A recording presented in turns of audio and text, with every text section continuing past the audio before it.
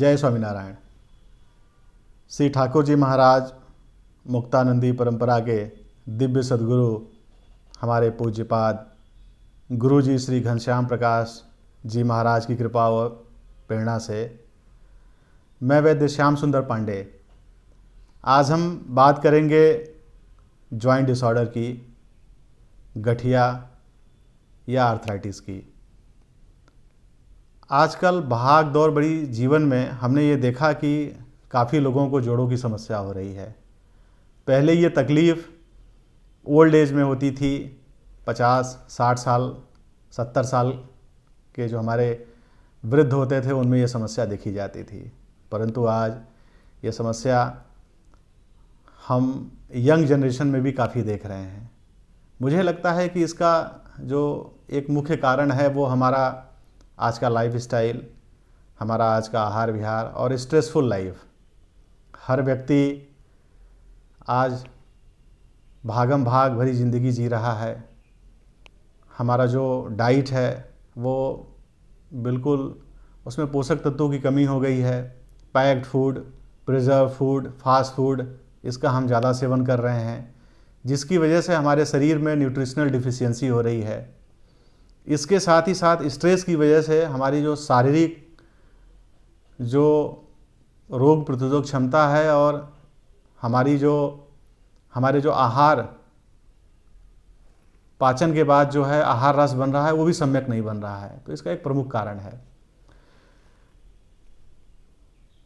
आयुर्वेद की दृष्टिकोण से देखा जाए तो बहुत सारे आर्थराइटिस होते हैं, जैसे संधिवात जिसको हम ऑस्टियोआर्थराइटिस कहते हैं, आमवात जिसको हम रिमेटॉइड आर्थराइटिस कहते हैं, वात रक्त जिसको कि गाउट या गाउटी आर्थराइटिस कहते हैं, और सर्वाइकल स्पोंडिलाइटिस जिसको हम नेक आर्थराइटिस कहते हैं। इन सभी के विषय में हम एक एक करके चर्चा करते हैं। तो आज हम सबसे पहले चर्चा करते हैं ऑस्टियोआर्थराइटिस के विषय में, इसको हम संधिवात कहते हैं। संधिवात ज़्यादातर वेट बियरिंग जॉइंट्स में देखने को मिलता है। इसका सबसे अच्छा उदाहरण है हमारा नी जॉइंट, क्योंकि हमारे जो शरीर का ज़्यादातर भार होता है वो नी जॉइंट पे होता है।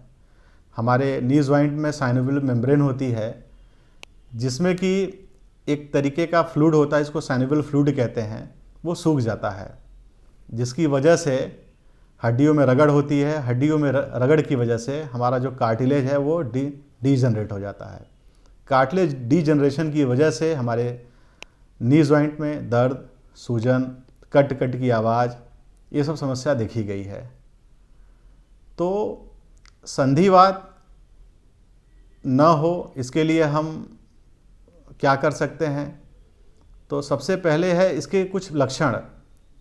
जिनको कि संधिवात होता है, ऑस्टियोआर्थराइटिस होता है, उनके घुटने में दर्द, सूजन, कट कट की आवाज़, और जब हम रेस्ट करते हैं तो इससे हमें आराम मिलता है। तो ये तो संधिवात के लक्षण हो गए।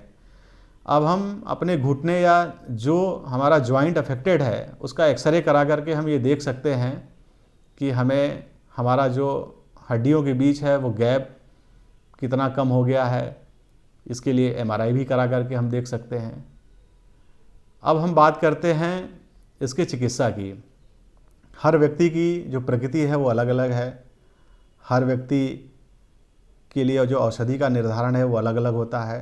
तो इसीलिए जो भी औषधि है लेने से पहले एक बार वैद्य का परामर्श ज़रूर लें, क्योंकि औषधि का निर्धारण वैद्य करता है।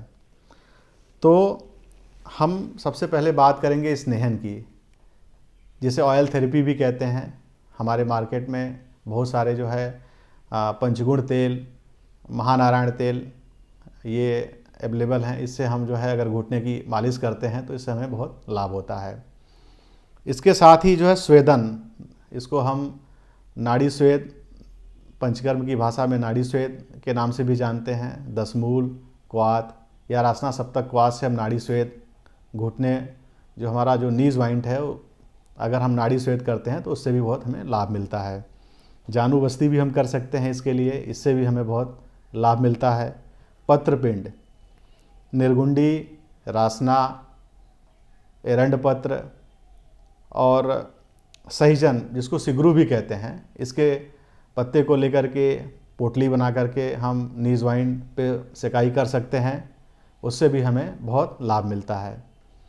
संधिवात के लिए कुछ घरेलू उपचार हम अपने दर्शकों को बता दें। हल्दी 1 ग्राम की मात्रा में अगर हम दूध के साथ लेते हैं तो इससे हमें बहुत आराम मिलता है। सौंठ, जिसको हम ड्राई जिंजर कहते हैं, 500 मिलीग्राम की मात्रा में सुबह शाम लेने से काफ़ी राहत मिलती है। गर्भिणी स्त्री, पित्त प्रकृति वाले एवं जिनको पाइल्स की समस्या है, ऐसे लोगों को इसका सेवन नहीं करना चाहिए, उनको इससे तकलीफ हो सकती है। मेथी का चूर्ण 2 ग्राम सुबह शाम सेवन करने से भी घुटने के तकलीफ में काफ़ी राहत होती है, क्योंकि मेथी हमारे जॉइंट्स के अंदर साइनोवियल फ्लूइड को मेंटेन करता है, बनाता है। इसके साथ सहजन या मोरिंगा, इसको सुपर फूड भी कहते हैं, इसके पत्ते का पाउडर 2 ग्राम की मात्रा में सुबह शाम लेने से काफ़ी लाभ होता है। साथ ही साथ तीसी या फ्लैक्स सीड के लड्डू भी खाने से बहुत ज़्यादा लाभ होता है। तो आज के लिए बस इतना ही। अगले एपिसोड में एक नए विषय के साथ हम फिर उपस्थित होंगे। तब तक के लिए जय स्वामीनारायण, नमस्कार।